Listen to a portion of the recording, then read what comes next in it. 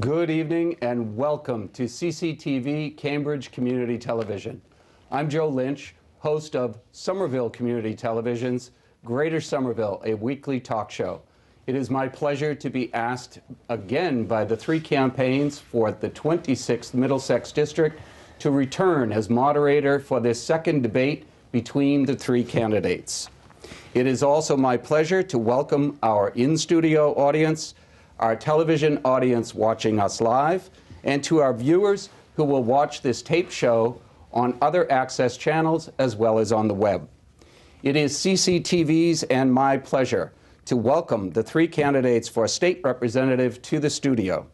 The candidates for state representative from the 26th Middlesex District are Progressive Independent candidate Mike Conley, Democratic candidate and incumbent Tim Toomey, and Republican candidate Tom Vasconcellos. From our in-studio audience, a nice warm applause for your candidates.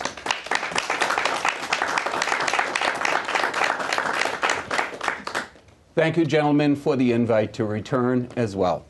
As in all the debates I moderate, I've asked our studio audience to give them one big round of applause at the beginning and to refrain from applauding or showing signs of disapproval during our program, only so that the three candidates will have as much air and microphone time as possible.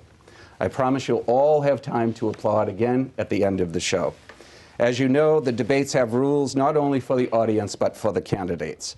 The following guidelines were developed by the three campaigns, were used at the Somerville debate 2 weeks ago, and will be used again tonight.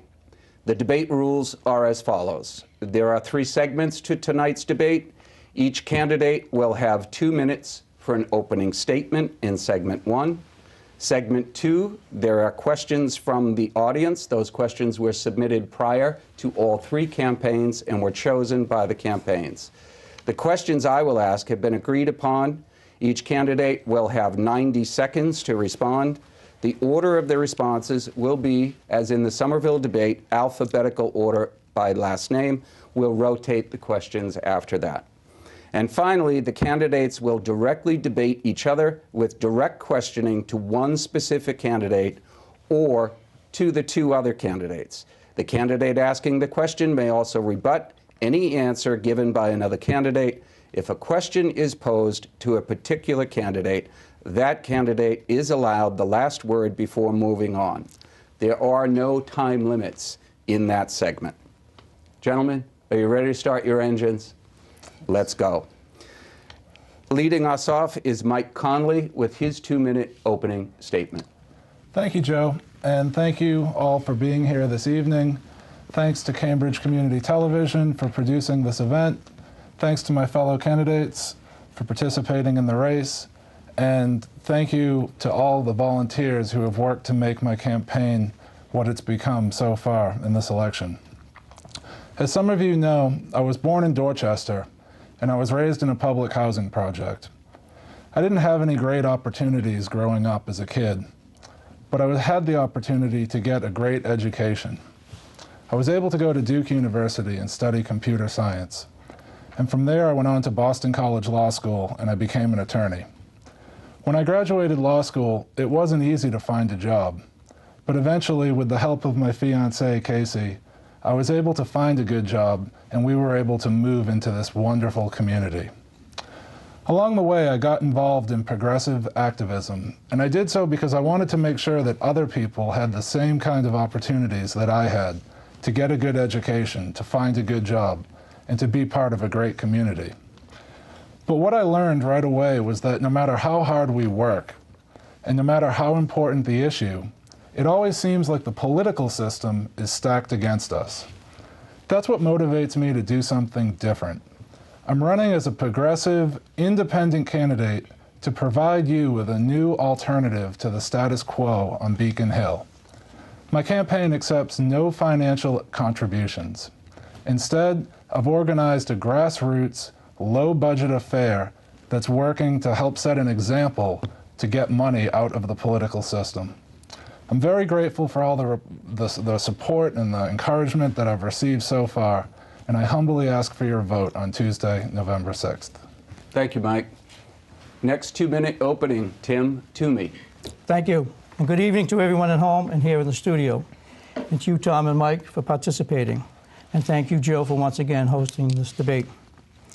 My name is Tim Toomey, and I am running for re-election as the Democratic candidate for state representative for the 26th Middlesex District.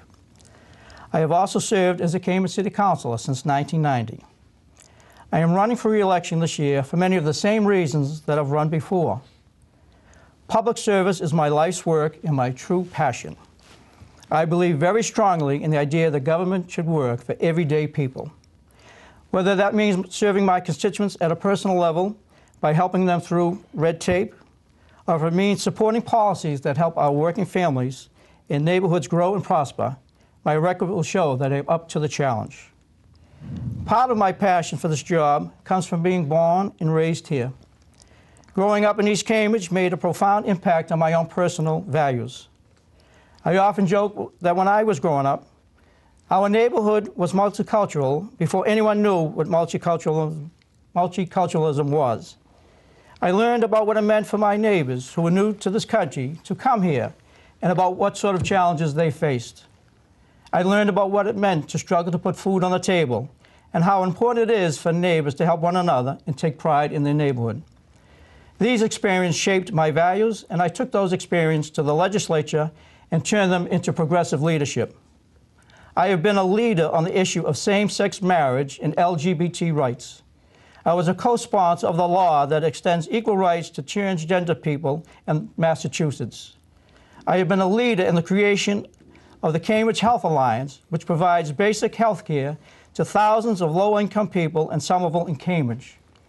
I am consistently in the 10% of legislatures who take unpopular stands against laws that try to strip our immigrant neighbors of human dignity and respect. And anyone who tells you that I am not a progressive leader is not being honest.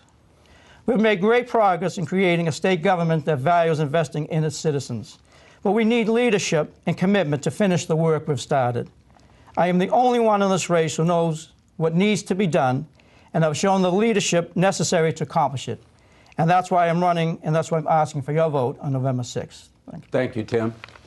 Our next 2-minute opening is from Tom Vasconcellos. Great, thank you. Good evening. It's a pleasure to be here with you all tonight. I would like to begin by thanking CCTV for not only recording this event, but for hosting the event as well. I'd also like to thank Mr. Lynch for gracing us with his presence once again for this second debate. I also want to thank the audience members and everyone viewing this from home. So thank you all very much. I'll begin by just stating that this is my first time running for a public office. I'm not a career politician. I consider myself to be a problem solver. I come from a low-income, blue-collar, immigrant family. I was born in Cambridge, and I've lived my whole life in Somerville. I know what the average person in this district is going through during these tough economic times. People are really hurting out there, and this is why I've decided to run. I want to help as many people as possible. So we face many challenges. Many of the challenges that we face are economic. I attended Bentley, and I studied finance and ethics. Some of the problems that we face include we have a middle class that is shrinking. Inflation is devastating everyone within the country, especially senior citizens who are on a fixed income. We also have a private system of money which is controlled by and created by the Federal Reserve Bank to support an elite economic class. And we're inching closer and closer to another economic depression. These are all very, very serious problems, and these are problems that I hope to tackle in my best capacity running for state representative. Now, for those of you who missed the first debate in Somerville, I asked both of my opponents a very important question. I asked them what the total debt for Massachusetts is currently. For those of you who missed that debate, I don't know if the two of you would like to give us your answers that you gave in the first debate. Would you like to give your responses? I'm sure we'll get into that as part of the question and answer. We don't want to take time away from your opening statement. Well, thank you. Well, I'll mention it anyways to those viewers from Cambridge. They both stated a couple $2 billion. So let's say $2 billion.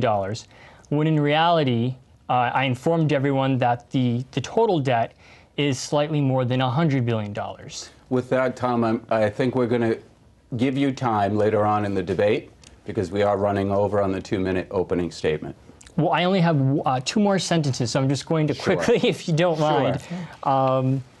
You know, so once again, over $100 billion, and this is very disturbing. So I truly feel that I am the best qualified to deal with making the intelligent votes required in order to get Massachusetts back on the right track. And so, once again, we may not agree on every issue, but we can agree that Beacon Hill does need to be reformed. And so I'm asking for your vote. Thank you very much. Thank you, Tom. We're going to move into segment 2, which is the question and answer period. We're going to start again in alphabetical order. Mike Conley, if you don't mind. The first question will come from Cambridge resident Amy Ying. And her question to all 3 candidates is this: what proposals do you have for campaign finance reform to give more influence to the voter on the street rather than organizations with more money and leverage? Mike? Thanks, Joe, and thank you for the question. It's really a question that's very dear to me. Everyone who has heard about my campaign or who has listened to me talk on doorsteps or in coffee shops around Cambridge and Somerville knows that this is something that I think a lot about. I think the best way to deal with the issue of money in politics is to have a clean elections system that will fund candidates to run for office with a small and reasonable amount of public funding. That'll help us avoid having the sort of entrenchment that voters are very frustrated about when I talk to them. And as a matter of fact, in 1998, the voters of Cambridge and Somerville had the opportunity to vote for a clean elections system. And 72% of the voters in this district voted in favor of this clean election system. But I'm sorry to say that Representative Toomey voted to kill the system. He voted with the House Speaker at the time. And the Boston Phoenix commented on this vote. They said it was a grotesque misrepresentation of the democratic process. And I'm also sorry to add that they put Representative Toomey on their roster of shame for going against the democratic process. So there's one other point I want to add on this question, and that is that over time we've seen that no matter what proposals are out there, they always seem to fail. I remember there was McCain-Feingold a number of years back, and then Citizens United came along, and we know that voters here voted for the clean elections law, and our state legislators voted to kill it. So in addition to having proposals, I think it's very important to set examples, and that's what we're doing in our campaign. We accept no financial contributions. Instead, we're running a low-budget affair, a grassroots, low-budget, organized campaign, and we're trying to set a positive example to help get money out of the political system. Thank you, Mike. I should have reminded the candidates that you have 90 seconds for your response to each of these questions. Tim Toomey, do you need the question again, or are you No, okay? not at all. It's certainly been a topic of the campaign, and once again, Mike has failed to disclose exactly what clean elections is about and what the real issue was at the time, and did not even. The question was, how would you go about doing that? All he talked about was what happened in the past, and most of what he said was inaccurate, and that's come to be expected of how this campaign is being run. The clean elections was approved in 1998. It was fully funded in 1999 and 2000. Some people took advantage of it, and it proved that it really didn't work. In 2002, the voters actually, by I think a 3-to-1 margin, repealed that law. So it was the voters that actually repealed that law when all was said and done. There was an amendment in the state budget from the Senate to not put the money in there, and that amendment came up, was a part of the state budget, and it was, I had to vote against. If I voted against that amendment, I would have voted against the whole state budget, and that would have been mean no services for any citizens throughout the Commonwealth. Everyone is for clean elections. There's no question about that at all. I put on the proposal that there would be a cap on spending. There would be a cap that in each legislative race, that a cap on spending in a state representative race at $50,000. At a state Senate campaign would be $125,000. I would cap the contributions from individuals and unions at $100 apiece. No one can contribute any more than $100 a piece. And I think that's the way to do it. I do not support taking scarce public resources right now to fund political campaigns of some people who feel that some of these campaigns are a comedy. I don't think that's where taxpayers' money should be going. Thank you, Tim. Moving on to Tom Vasconcellos. Do you need the question again, Tom? I think it's just what we would do for more clean elections, if I'm not mistaken. What proposals do you have for a campaign finance reform to give more influence to the voter on the street rather than organizations with more money and leverage? Okay, well, I believe that the best way to tackle the whole campaign finance reform topic is to have full transparency. I feel that right now we have a lot of PACs, and we have corporations that can donate to various political campaigns. That worries me because a lot of times money is shifted around, and a lot of times we don't know exactly who's donating to who. So when it comes to clean elections, I'm all for full transparency. So whether it be a PAC, whatever organization or group, I want to know who's donating to who. The best way, in my view, to deal with individuals, politicians, who are accepting donations, possibly from lobbyists or special interest groups, in my opinion, is just to vote them out of office. But in order to do that, we need a populace that is educated, so that they can go after those politicians. When it comes to, some of the clean election laws that have been proposed in the past, I actually agree with Representative Toomey that I don't believe that our government should be funding the campaigns of politicians. In a lot of the clean election laws, there are provisions within them that would have the government taking taxpayer money and having that go towards politicians. And I think that individuals like Representative Toomey, perfectly capable of raising their own funds, and I agree with Representative Toomey that I would be 100% against any kind of funding from the government going to any kind of campaign. So, thank you, Tom. Gentlemen, the next question comes from Somerville voter Jessica Sedan. Jessica's question to all three of you is, what are your plans for a cost-effective solution to the repair needed to the McCarthy overpass? For those folks in the audience and those folks watching in Cambridge, that's the overpass that is in frightful condition right outside of Union Square in Somerville. We'll start with Mike. Sure. And did you want to rotate? Or? We'll come back and forth. Yep. Sure. Okay. Well, one of the first things I did when I came to this community was I got involved with the Livable Streets Alliance. And I went to some meetings. I learned about the McCarthy overpass. I learned about the McGrath Highway. And one of the first things I learned is that repairing and redoing and taking down the McGrath Highway, it's inherently cost effective, because we know that elevated roadways actually cost 10 times more to maintain than at-grade roadways. So, we all agree. I know at this point Representative Toomey agrees that the McCarthy overpass needs to come down and the McGrath Highway needs to be redone in a way that reconnects East Somerville with Union Square and East Cambridge. But I think the real question is, why hasn't the planning started sooner? There needs to be a planning process, but this is something that could have been seen 5 years ago or 10 years ago. And if we had started the planning process sooner, if there had been a call to actually take down the McCarthy overpass years ago, then we could start realizing those cost savings today. Thank you, Mike.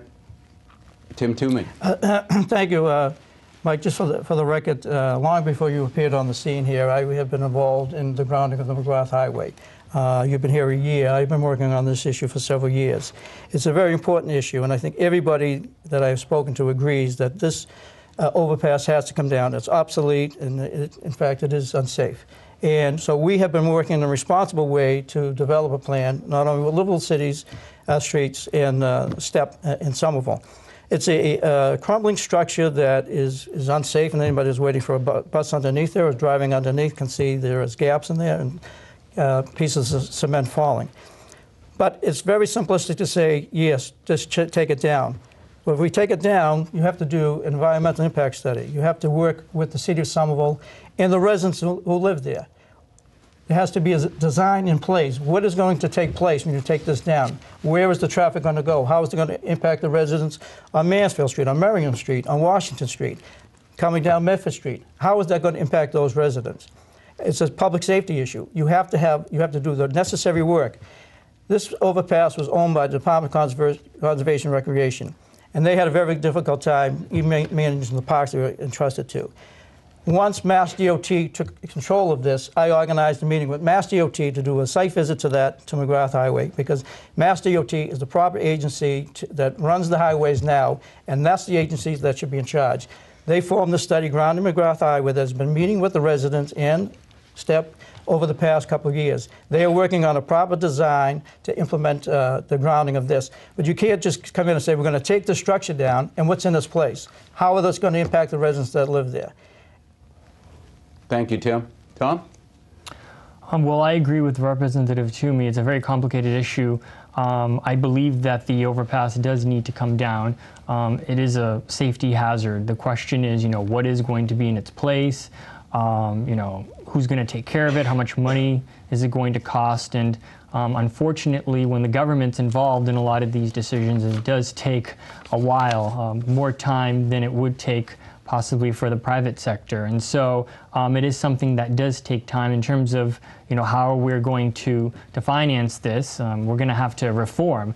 I'm for top to bottom reform. I mean, you name the program, I want to reform it. You name the department, I want to reform it. And so we can take money from other areas and then really put it towards working on the overpass. So what's going to replace it? How long is it going to take?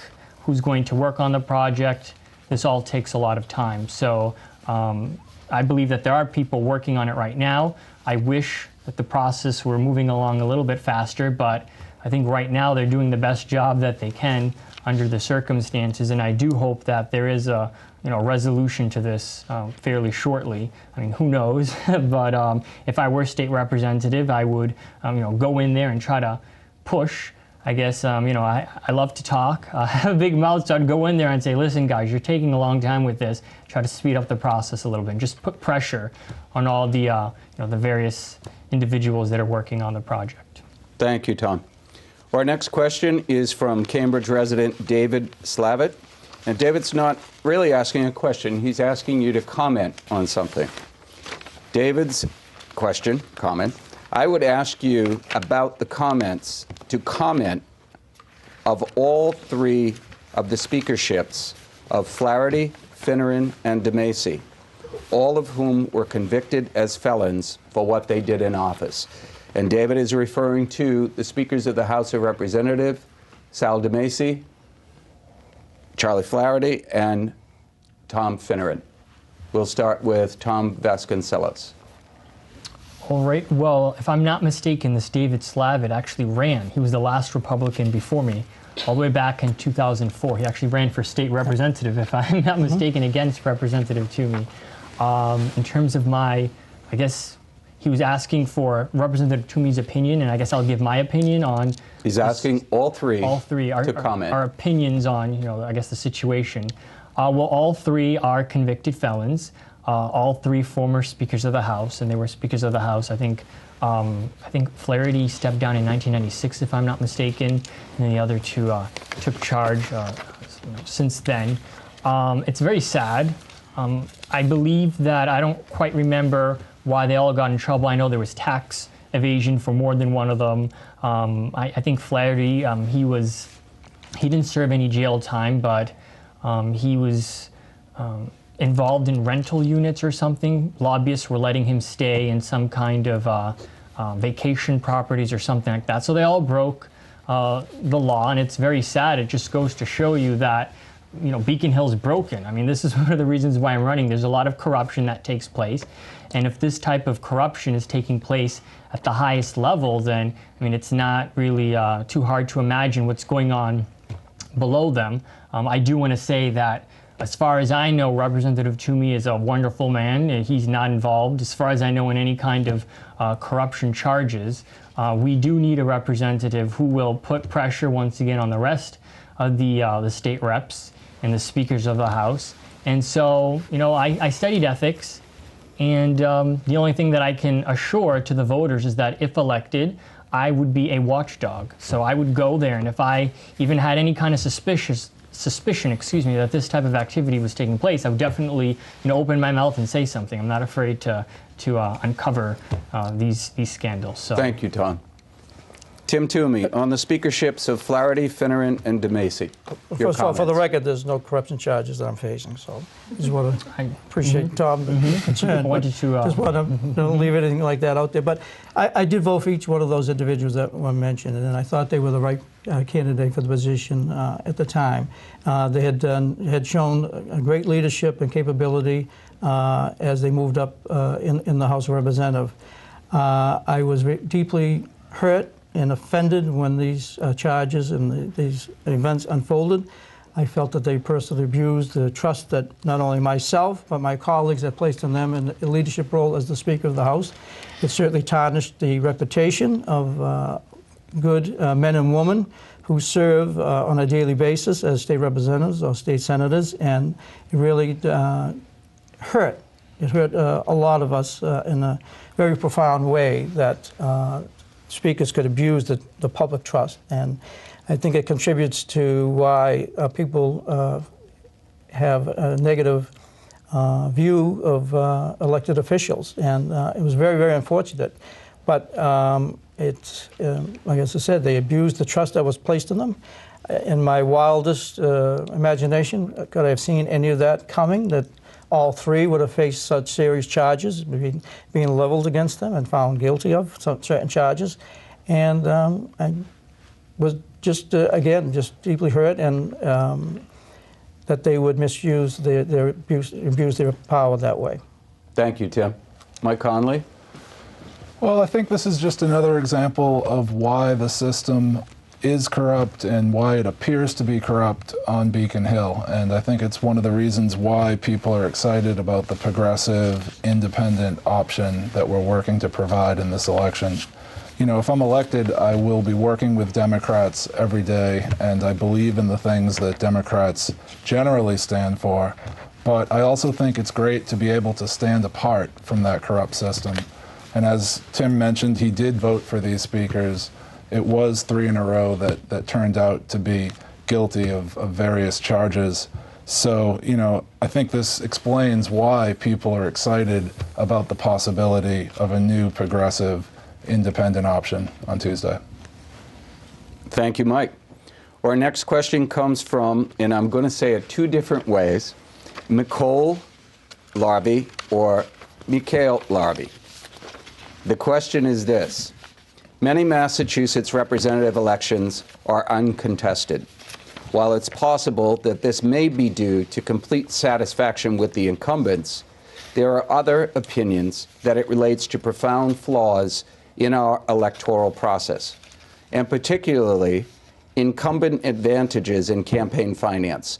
The clean election laws referendum that passed with overwhelming support in 1998 has been gutted by the legislature, perpetuating the advantages of incumbents and leading to record low turnover in the legislature.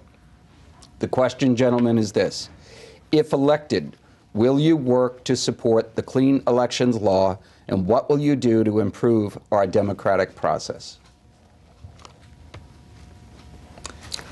We'll start with Tim Toomey. There's no question on that. I think I spoke to that earlier. No one has really defined what clean election is, and what does this mean? I challenge my opponents here to say what they feel clean elections is and how it should be implemented. What does it mean? Everyone's for clean elections. Everyone wants everyone to have a fair share to run.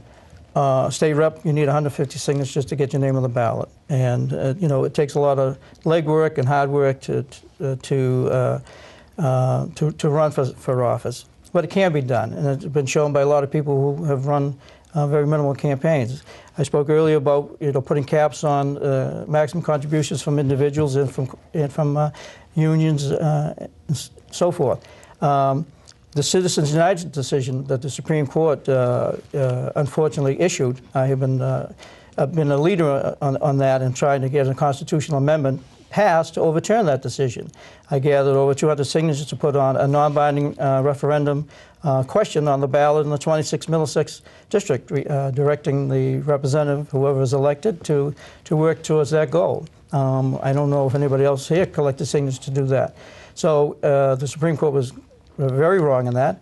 But we're all for clean elections. There's no question about that. But again, I will say at this time, with the dire straits of the state budget and taking away money from many needed programs, whether it's for our seniors, for our children, I do not support publicly funded campaigns of individuals. That I just don't think the state can afford to do that. Thank you, Tim. Go back to Mike Conley. Sure.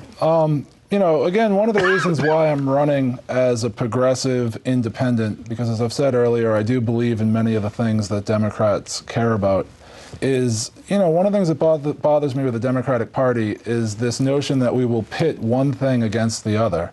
And as City Councilor State Rep Toomey has just said, he says we can't have clean elections, we can't honor the will of 72% of the voters here in Cambridge and Somerville because it will take badly needed funds away from something else. And that is the reality, sure, but that's been the reality for too long. And so I think that's a good argument for why we need change next Tuesday.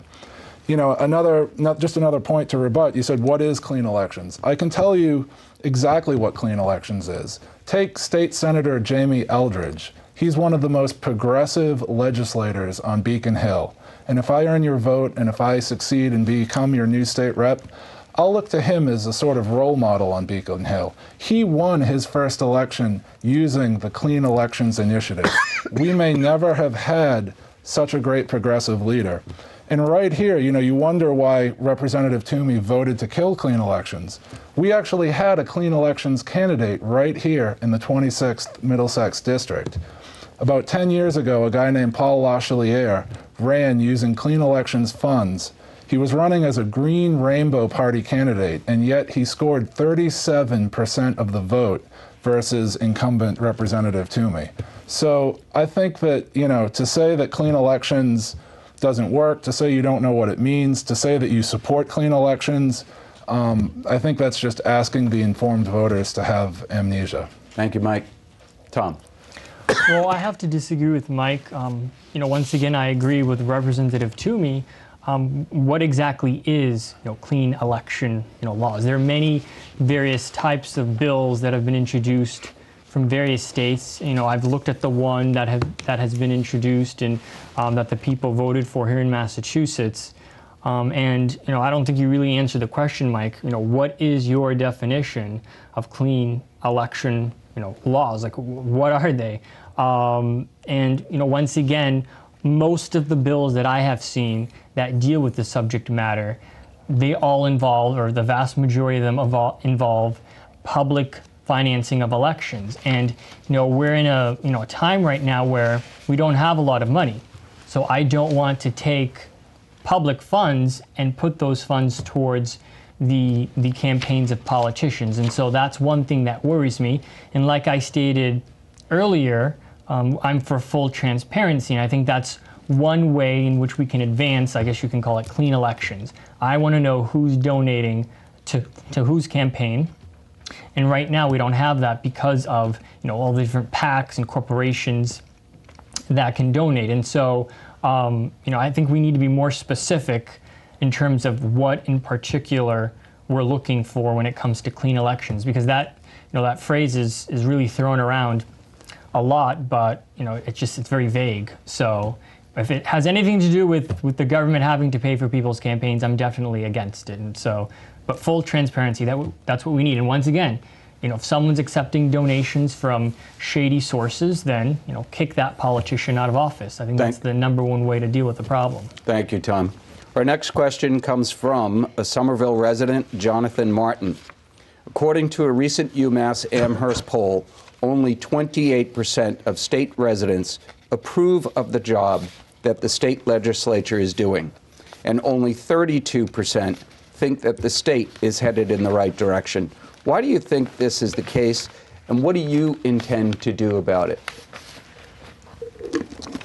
We'll give Tom time to swallow, and Mike Conlon. Well, I think it's a great question, and I think it speaks to the frustration and the disillusionment that is out there. We do have corruption, and just as pernicious, we have the appearance of corruption, which erodes confidence, and it causes people not to participate in the democratic process. So I think by my actions, it's clear what I intend to do about it. I started my campaign by saying I wouldn't accept any financial contributions.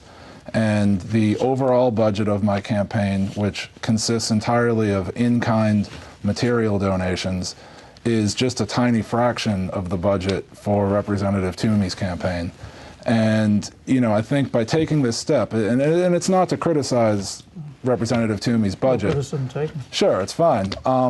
But, it's an active step, and it's with a point, and it's with a principle. And the principle is that people want to see refreshing, new alternatives to the status quo. And so I think by choosing to run for office, that's the first step. And another very exciting step is that over 85 people here in this community have come out, they've joined me to knock on doors, to hold signs, to tell their neighbors about the election.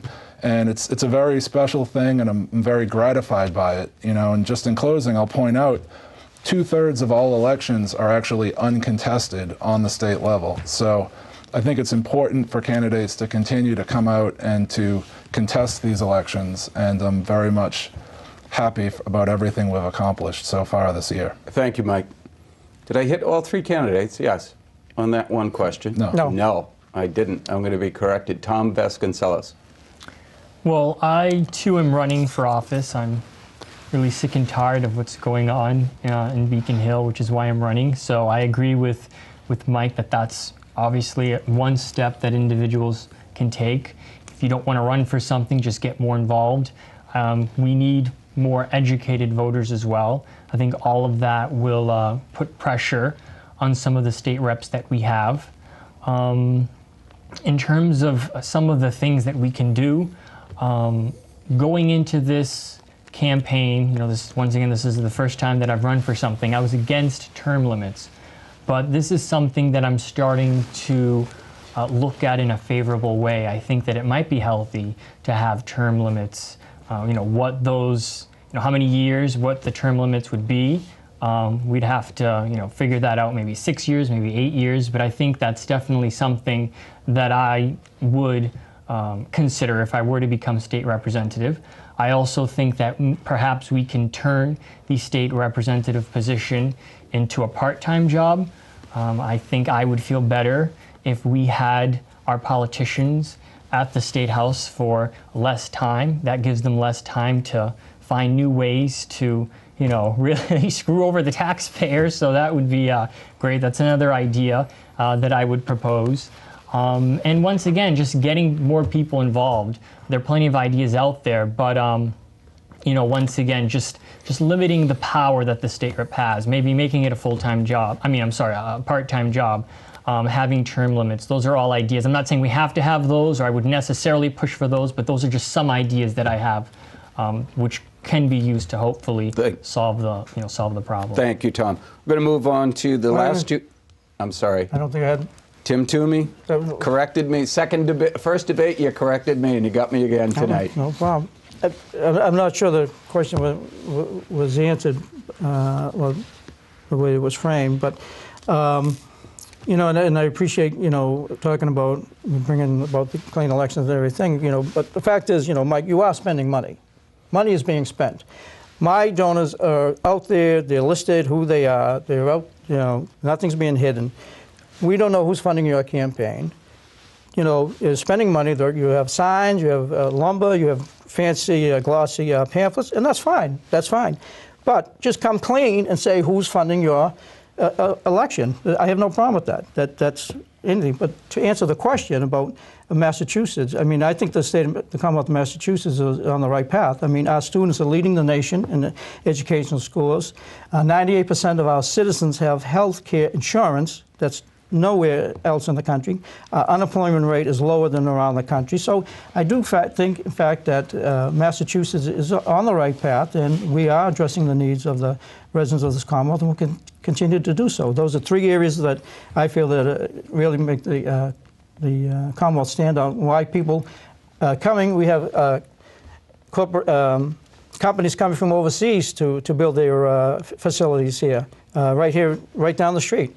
Novartis, Genzyme, Educational First. These are international companies that are coming to our district to build and to provide jobs, much needed jobs to the residents. So I'm very excited about the direction of the Commonwealth. Thank you, Tim. The next two questions, and I'm getting a signal. Are we running just about an hour? We're running just about an hour, so we're going to go for 90 minutes. 90 minutes, so we do have time for the debate, because that's what the audience is waiting for, gentlemen. So we have two more questions. First question, this comes from a Somerville resident, Lana Lee. What is your view on medical marijuana? But if we start with Tom Vasconcellos. Sure. Well, I am very libertarian. I'm a libertarian Republican. And so when it comes to not only medical marijuana, but marijuana in general, I feel that, and I just want to preface this, I don't do drugs and I've never done marijuana, but I feel that an individual has the right to do what they want with their bodies. So if they want to do marijuana, I don't care if they're sick or not, they should have the right to do so. So when it comes to medical marijuana, and I know that that will be a question on the ballot in Massachusetts, I'm all for, I think it's a yes vote. A yes vote would allow medical marijuana within Massachusetts. So I definitely think it's a step in the right direction. I would go even further. I truly believe that people own their own bodies and they can put whatever they want into it, regardless of whether or not I agree or disagree with that action. And so yeah, I guess I'm all for it. As long as of course that person is over the age of 18, as long as they're not injuring or harming another person. But if they want to harm themselves or injure themselves, they have every right to do so. It's really none of my business, and it shouldn't be the business of the government. Thank you, Tom. We'll go to Tim Toomey. Thank you, Joe.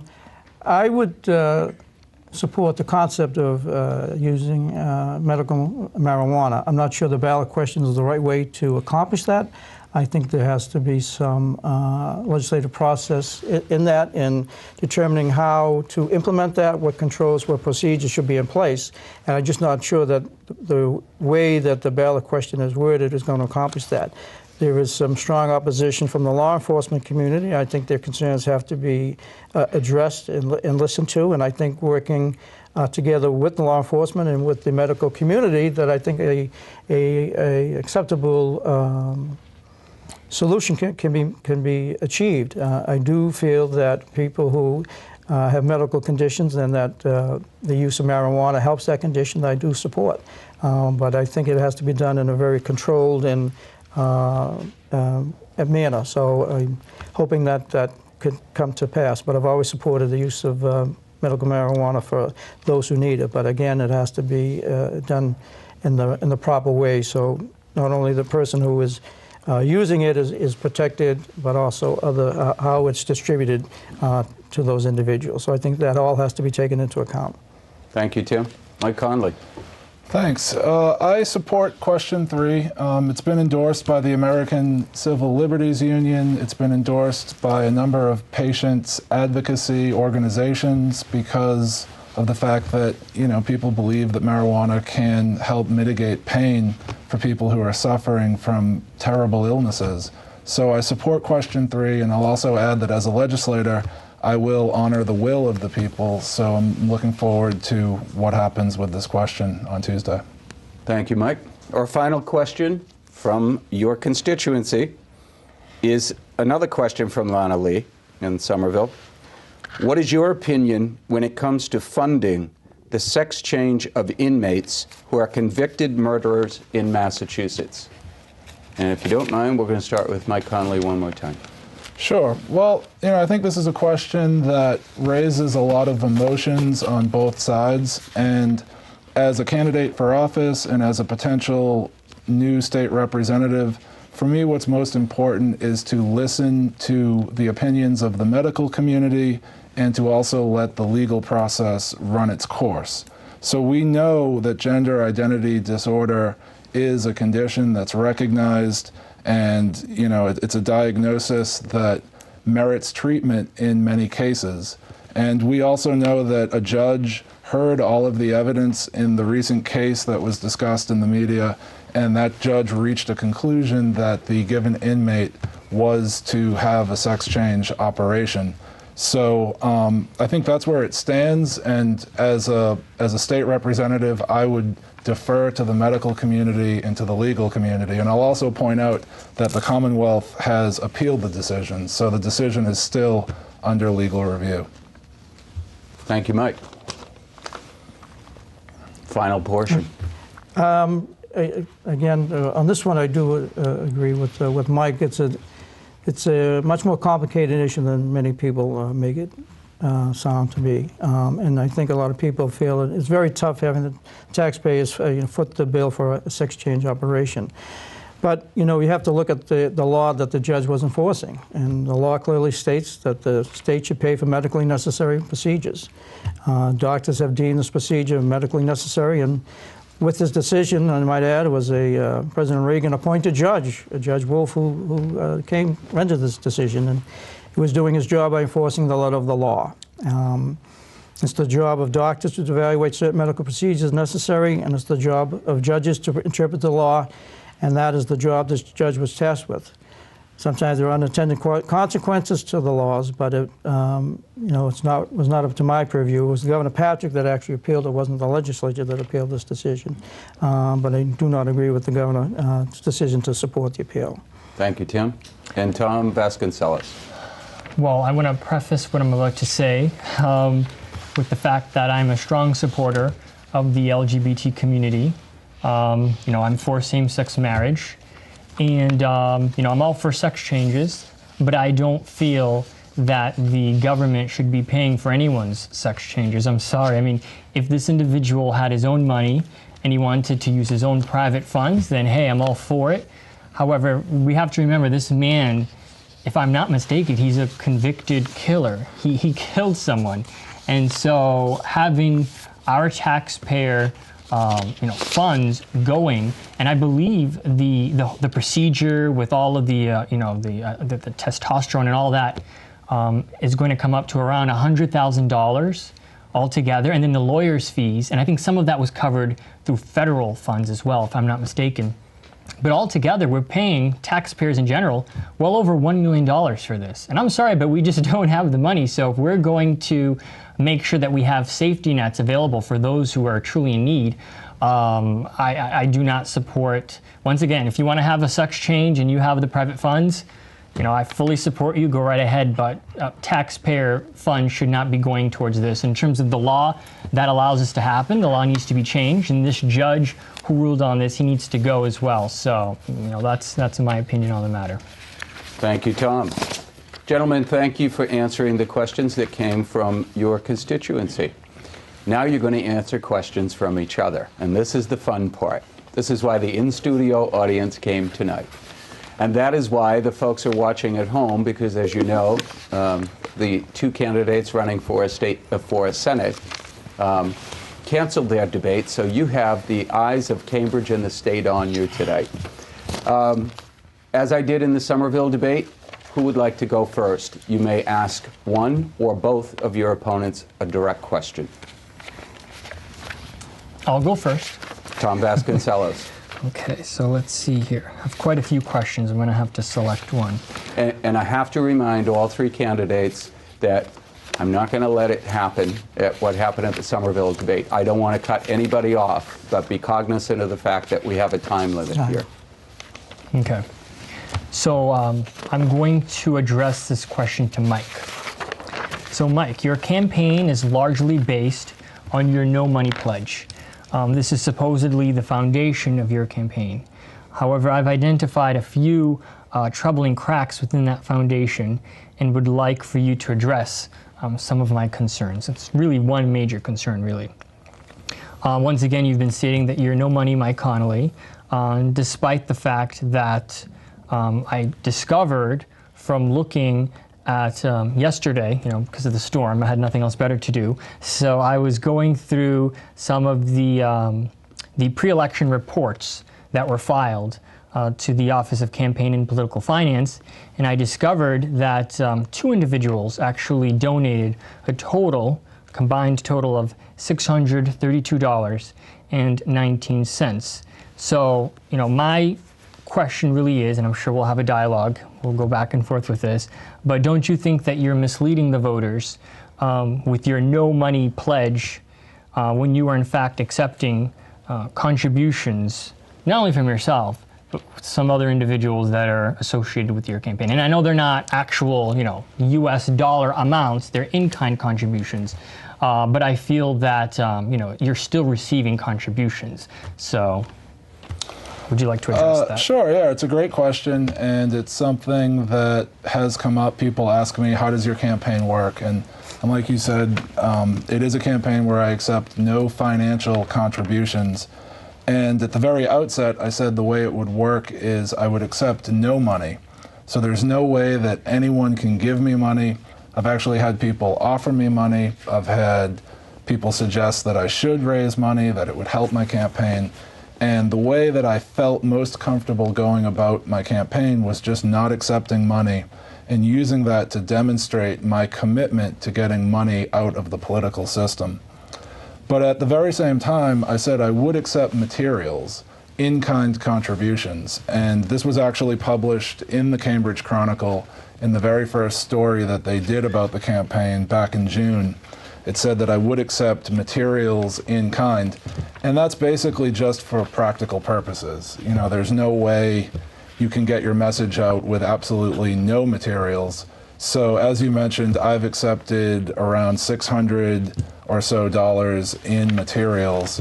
That stands in tremendous contrast to your typical campaign for state representative, where there's tens of thousands of dollars that are being spent. So that is, sort of the letter of the pledge, is that I don't take any money. No money comes to me. There's, if you look at my campaign report, it says $0 as the amount of contributions received. And then there's also the spirit of the pledge. And the spirit is that it's a low-budget campaign. It's run entirely on volunteers. There are no paid staff members. And, I think this is the best balance that I've found for running for office. Thank you, Mike. Mr. Toomey, do you want to comment before I go in again? Well, again, as I said before, I think it's somewhat disingenuous to say no money, but you are spending money, and you're not saying how that money is being, who's supplying the money for you to do all the things that you're doing. It's like, the Wizard of Oz there, the curtain, who's behind the curtain and who's funding it, and that's what I have an issue of. And I'm always concerned, when it's the latest sort of like a gimmick type thing, but in fact, you attack other people who raise money. I have contributed my own personal money over the years. I'm still owed quite a bit of money to my committee, but I put my own money into my campaigns because it's something I believe in. As I said, it's my passion. But I've never tried to, hide the fact that my donors are listed. I list every donor, from the individual who gives me $1, because that's what he believes. He's always believed that he wanted to help, and that was what he could afford to give. And I was proud to accept that. So I have no, I don't hide who funds my campaigns. My campaign money, if you saw the reporting period, I think 88% of the funds we raised in the last reporting period came from people who live in the district, come from the district. And I'm very proud of that because they recognize, I guess, the work that I'm doing. Want me to continue to do that. I accept money from the unions because the unions, I'm a very strong union person and believe in unions, that they play a vital part in the progressive ideals that we claim to talk about. Many of the union members live in the district, and it's important that they be represented. And we know corporations, how they feel about unions, and some people work for those type of corporations. That's not something that I espouse, but I know everybody has to have and wants to work, but that's their personal choice. But I am proud of who is contributing to me, the people who live in the district and believe in me and trust me, and that's why I have been re-elected since doing both jobs since 1991. So I'm very proud of that, and I'm proud, and I have very proud to put it on paper who was financing and helping my campaigns.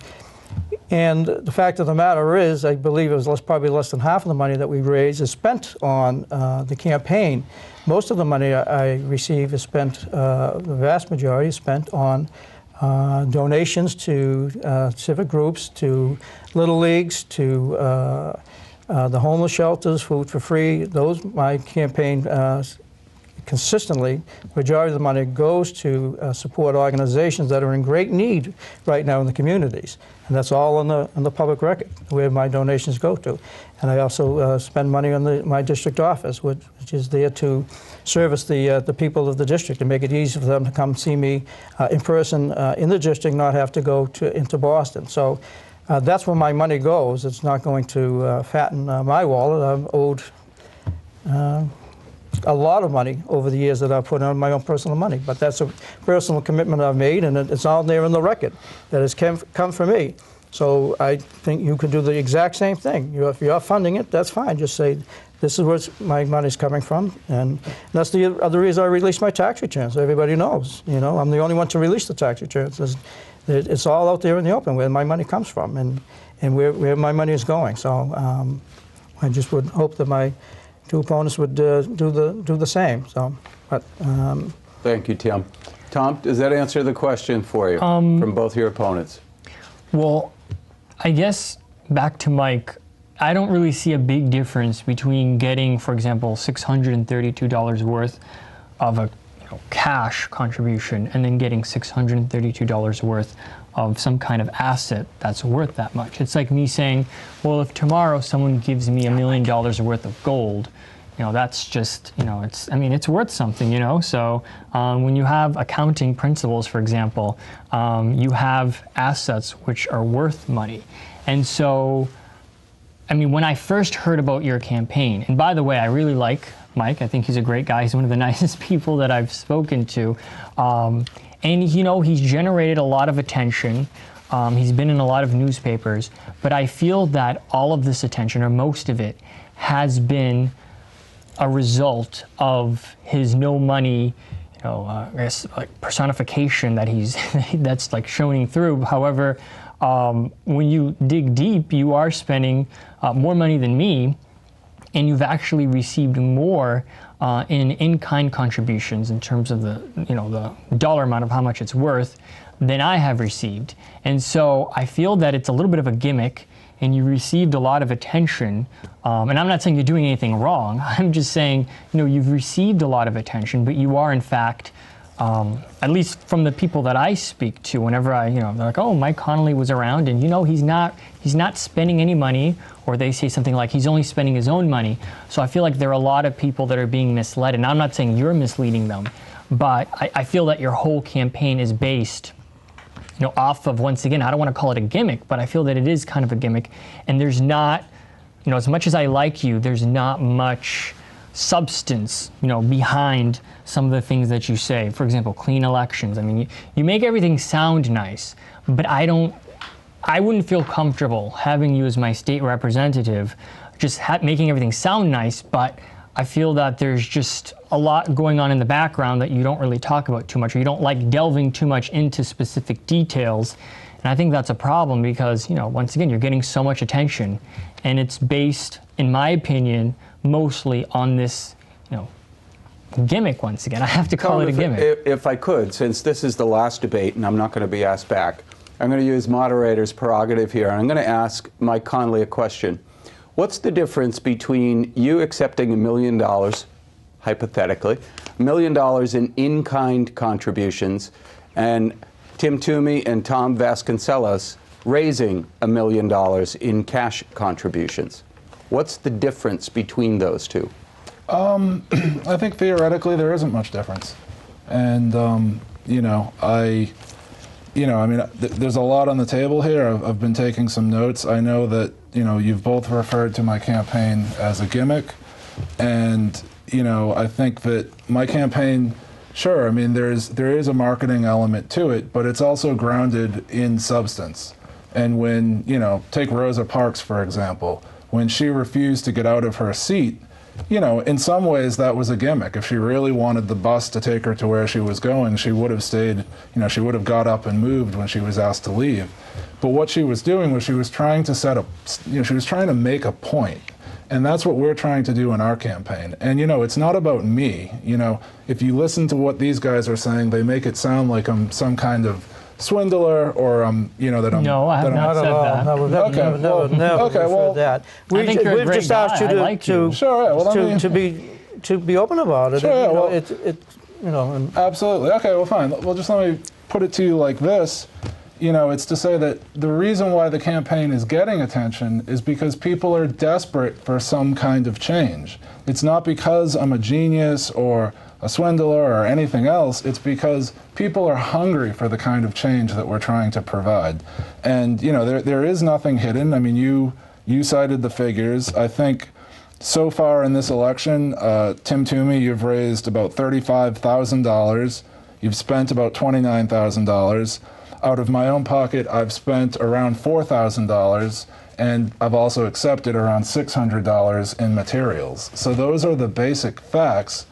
Some other points I would add, even when you donate to wonderful organizations, a lot of times that actually amounts to advertising. You know, we just had the Cosmos and Damien Festival.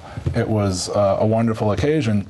Well, all the posters say Representative Tim Toomey on the bottom. So even if you make donations with some of this money that you raise, you know, it still is a form of getting your name out there. It doesn't say Cambridge City Councilor Tim Toomey. It doesn't say from Tim Toomey. It says State Representative Tim Toomey. And, you know, these are... I think it's the first time Mike has referred to me as State Representative and City Councilor Tim Toomey. That's the first time in this whole campaign. So, feel free to add it. Sure, yeah. And so, you know, I appreciate the concern, and it's a great question, but I think just to answer the question, there is the letter of the pledge of what I'm doing, and that is that I don't accept any cash, I don't accept any money. But then there's also a spirit to what I'm doing. And I think actually for the people who are involved in the campaign, it's the spirit that really attracts them. You're right, $600 in cash, $600 in palm cards and signs, that really doesn't make a huge difference. But there is a genuine spirit, and it really matters to people. And we talked about clean elections, we've talked about corruption, and the reason why I'm getting attention, it's not because of me, it's not because of in-kind contributions versus cash contributions. It's because there's a lot going on and people are hungry for an alternative to the status quo. Thank you, Mike. And Mike, thank you for letting me ask the question directly. And I just want the audience at home and our studio audience to understand all three candidates are required under campaign finance reporting laws to report both political contributions and in-kind contributions. So. I just want, Joe, Sure. just the point that Mike brought up about the poster on one of the floats for the St. Cosmos and Damien Society. I contribute to that and to many other charities throughout the year. I didn't make up the poster to put Representative Tim Toomey on that. I think most people will say that I do not look for the recognition of that. I do those things quietly and not looking for attention. And there's one thing people will say about Tim Toomey. He doesn't beat his chest and say, look what I did, how, you know, and so forth. I do those because that's the values that I was instilled with as a young person for my family and for my community, that we're there to help one another. And there are a lot of organizations that I support, from my own personal account and the campaign account, to further those to make sure those needs are met. I do not look for attention for that. I do not boast of that. It's just something that's instilled in me that I do quietly and not looking for any attention. So I don't want anyone to think that I have a sign out that I put up there, a state representative sign on a float at a religious festival. It's been there. You know how many years that's been in existence? Since 80, 90 years. So 86 years it's been there. So those things I do because those organizations need the help financially and for volunteers. So I do it quietly and without looking for any type of recognition or accolades for that. Thank you. Tom, all set? We're going to move on to Tim Toomey. A question for one or both of your opponents. It could go to both my opponents. The district is comprised of a lot of immigrants from around the world, and I just wanted to ask each of you where you stand on different immigrant issues, for example, in-state tuition, and what steps you have taken to work with immigrant communities across that are in the district to further the needs of immigrants and how we can make them successful here in this country. Tom, Sure. I know you're the son of an immigrant. That's true. My father was actually born in Portugal, so I'm first generation from his side of the family to be born in this country. And my mother was born in New York, but her family is of German, Swedish, and Irish descent, so I'm quite a mixture. When it comes to some of the things that I have done to help the immigrant community, I've actually been a tutor for many years, not only while in high school, but while I was attending Bentley. Most of my work has concentrated on individuals who don't speak English as a first language. I'm fluent in Portuguese and I can speak basic Spanish, so I've tried to focus more on teaching individuals who are here from another country, teaching them how to speak English. And I've volunteered a lot of my time, and I've done that, let's see, almost 10 years now since I was in high school. So that's the #1 way. Hopefully I'm also a good positive role model for those that are out there who do come from immigrant families. I mean, one day maybe they can run for state representative and hopefully win if they're great candidates. And so those are some of the areas in which I've been involved in terms of where I stand on certain benefits and things of that nature. It depends on what type of immigrant we're talking about. If someone is not here legally, I do not feel that they're entitled to any benefits that we give out. If someone's here and they're documented, like my father was, he came here legally, then they're definitely entitled to the benefits that everyone else has. But I do feel that Cambridge is a little bit of a sanctuary city when it comes to not dealing with some of the illegals that are here. Somerville to a lesser extent as well. And so I'm very concerned about that because we do live in a welfare state, and so we cannot continue to just allow everyone in here. We need to really cramp down on the laws and make sure that the people getting benefits are people who are here legally. If you're not here legally, then we need to deal with these individuals in a very humane way. I'm not advocating, kicking anyone out or doing anything like that. That's more of like a federal issue anyways, in terms of what we do with those individuals. But I'm absolutely 100% against any benefits whatsoever for people who are not here legally. Tim Toomey, rebuttal? Or do you want to move on to Mike Conley? Sure. Well, I think it's a great question. It's been said that no human being is illegal, and most of us are either immigrants or the descendants of immigrants here in America. My father is really old. He's actually in his 80s. So his father actually fought in World War I, and he was an Irish immigrant, and he actually got shrapnel in his head, and he came back from World War I, and when he went looking for a job in Boston, they said, get out of here, only Americans can apply. And yet here he is with a wound fighting for the United States of America. So I think it's something I can definitely appreciate and understand. And, I think we should open up the opportunities of our country to both documented and undocumented immigrants. I don't have hesitation with that. I think there is a tremendous amount of wealth in our society.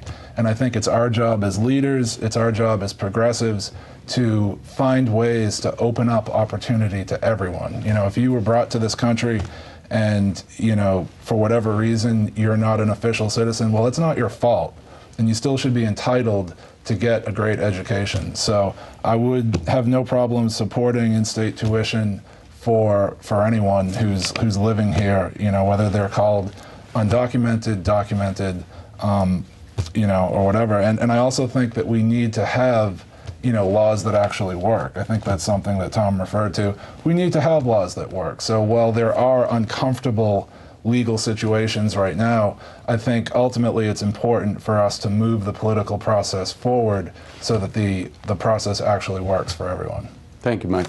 Tim? No, I agree somewhat with both, but you know, my focus on this is, you know, it is a large immigrant population that is in the district, and you know, I pride myself on the work that I've done with immigrants over the years, especially at the State House. The Citizen Assistance Program, which was money that went to agencies within the district to fund citizen classes so that immigrants become United States citizens. And I think that is the goal of all of us. I think clearly the federal government has failed on their immigration policy, and it's affecting everything here. But the state certainly has a role to play in helping those who are here become United States citizens. The in-state tuition, which I was a sponsor of at the State House, you know, as Mike said, you know, some of them came when they were babies. They, you know, they didn't come themselves, but they were brought by their parents to our shores in search of a better life.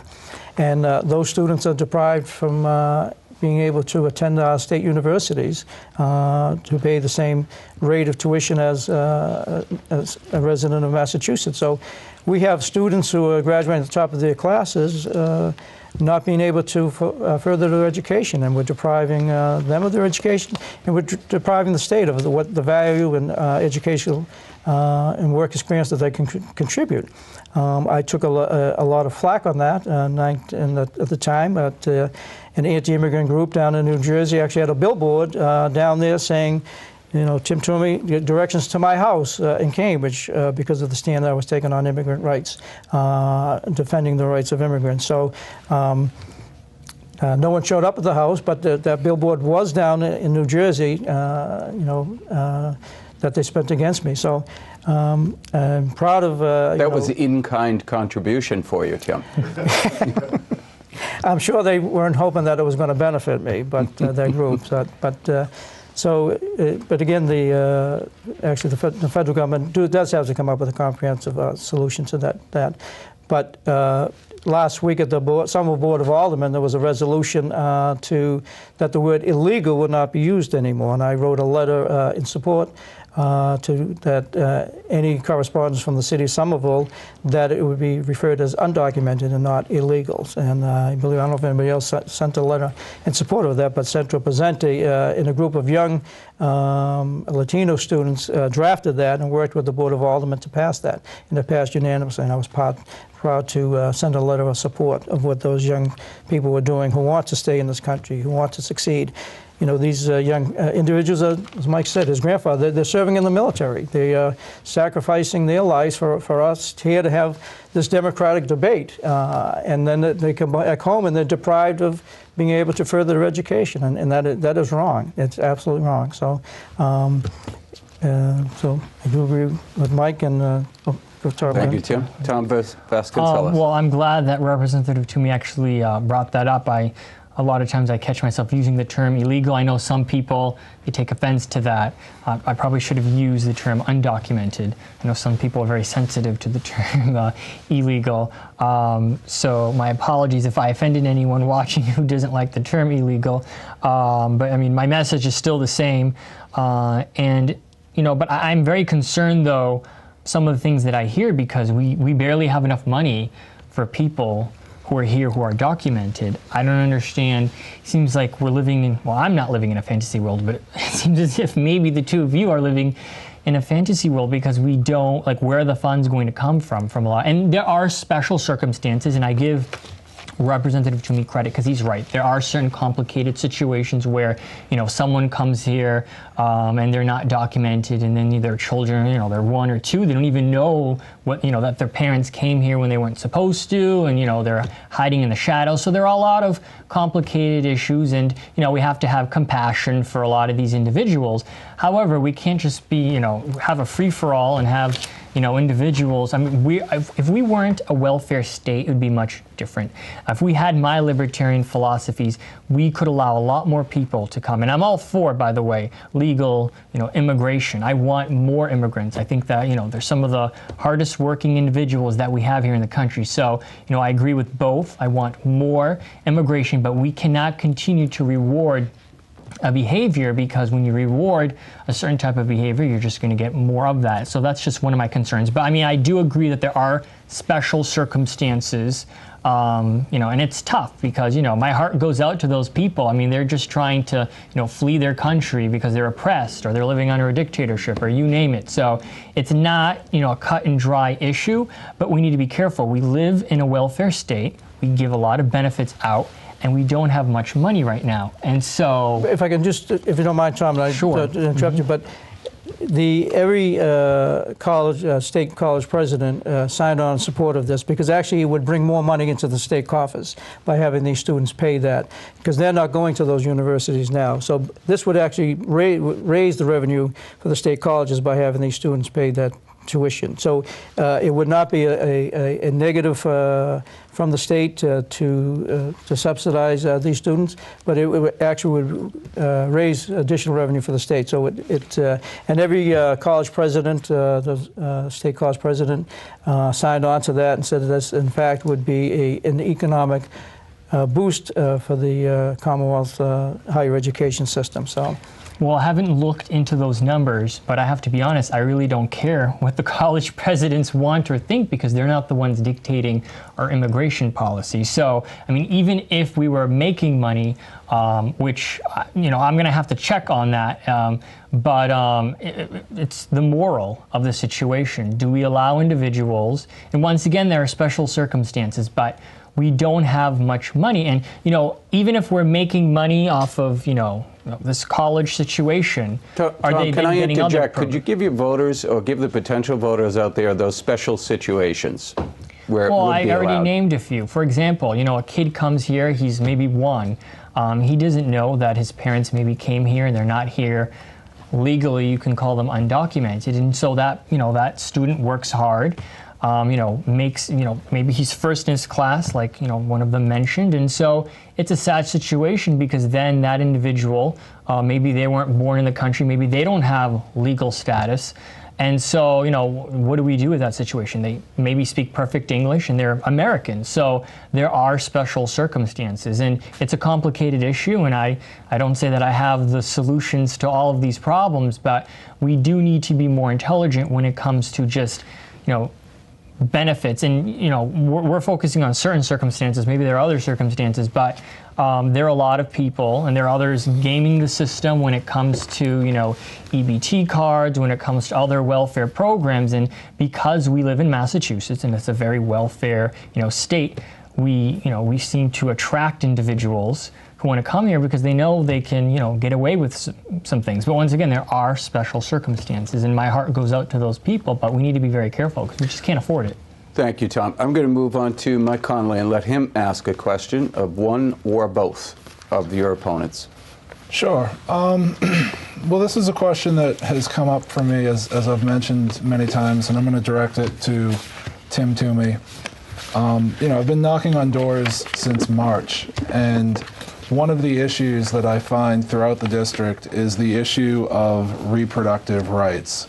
And I know for many years, Representative Toomey, you've been on the record as being pro-life. I know you were endorsed by the Massachusetts Citizens for Life in 2010. I know that every state legislator here in Cambridge and in Somerville, both state senate and state representative, have been endorsed as being fully pro-choice by NARAL Pro-Choice Massachusetts. I know that Tom and I have each scored 100% on the NARAL Pro-Choice Massachusetts pro-choice test. So, and I know that endorsements aren't everything, so I'm just going to get to the question, and it is specifically this. What do you say to people in the district? What do you say to women in particular who are concerned about the fact that you're pro-life? First of all, I have a 0% rating for Massachusetts Citizens for Life, so once again, Mike, you don't have that correct. I think everyone knows my position on this, that I am personally opposed to abortion. But in the 20 years that I have been at the State House, there has not been one vote to limit or restrict abortion rights taken by myself during that time. My position as a legislature has always been to minimize the number of unwanted pregnancies that occur in Massachusetts.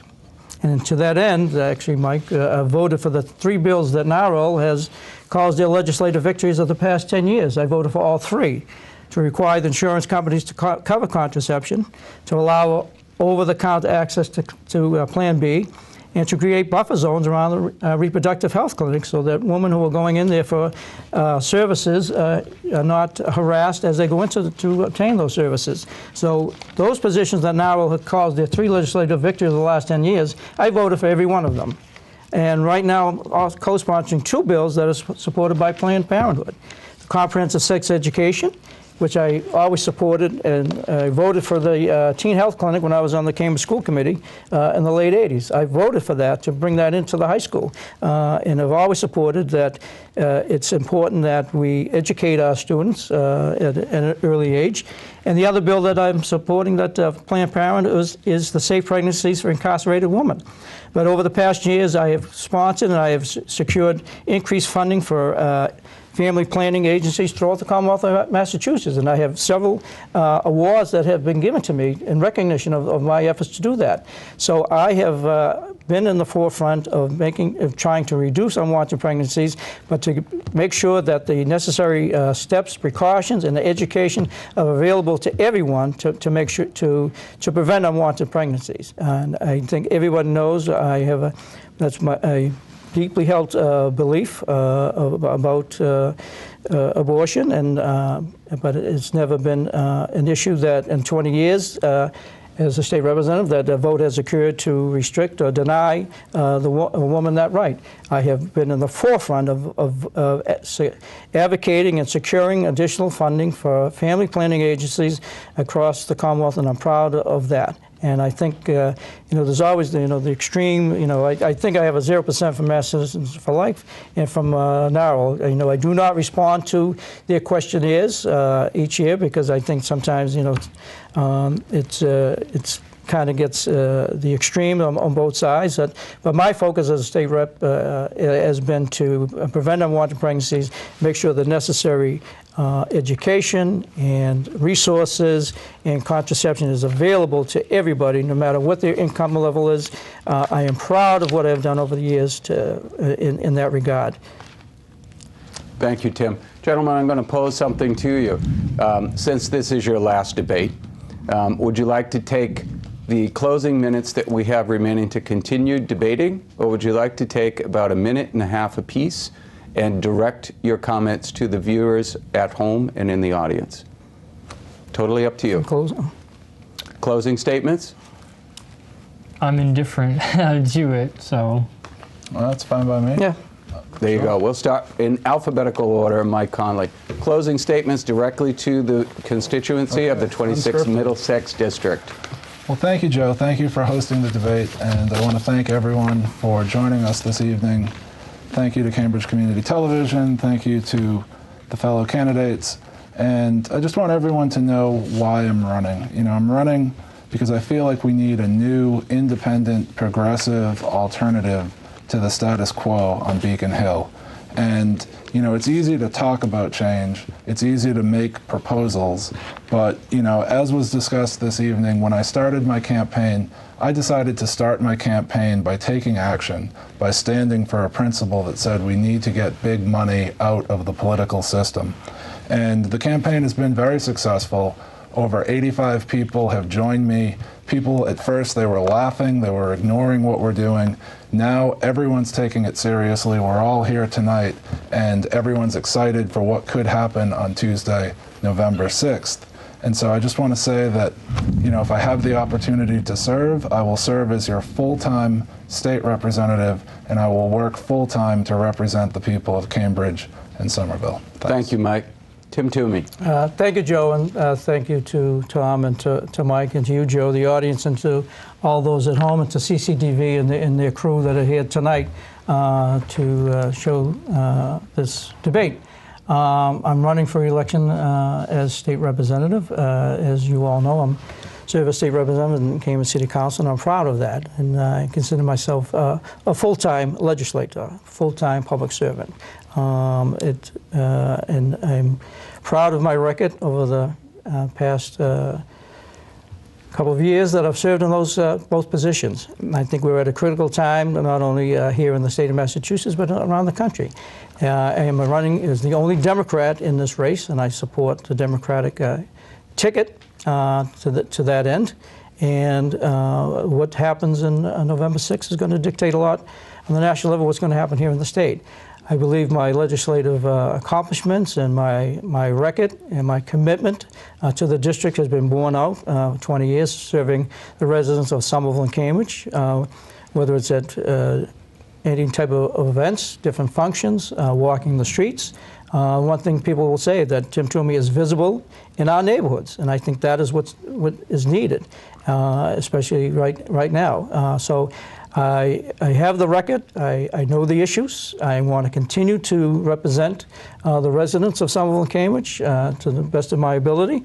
And as I said, public service, I consider myself a public servant. It's my passion. It's my full-time jobs, and I'm proud of what I have done. But I've only been able to do that with the residents of both Somerville and Cambridge working together, and I think that's so important. So I would humbly ask for your vote once again on November 6th, a week from today, and I urge everyone to go to the polls and make your voices heard. Thank you. Thank you, Tim. Tom Vasconcellos. Well, I'm just gonna, I don't have anything prepared, so I'm just gonna speak from the heart. I don't know if we have the timer ready. Sometimes I get into trouble when I speak from the heart, so I don't want to upset Joe here. I'll keep it very simple. Once again, this is the first time that I've run for office. I've never wanted to be a politician. To be honest with you, most politicians make me quite sick. This is one of the reasons. Not Representative Toomey. I like him. He's one of the. No offense. I like him. Some of the other ones, maybe not so much. But I graduated from Bentley, and I was, I've been struggling to find a good quality job, and so I said to myself, it's too bad we don't have more politicians in Beacon Hill who actually understand basic economics, who can actually revitalize the Massachusetts economy. And so I said to myself, I'm a pretty smart guy. I mean, I don't have the solutions to everyone's problems, but I am more libertarian. So I don't think that it's the government's role to have the solution to everyone's problems. So I said to myself, why not give it a shot? I mean, what's the worst that can happen? I could lose an election, but this has definitely been a life experience for me. We'll see if I ever run for anything again. Hopefully I win this election, and I would definitely be running for re-election.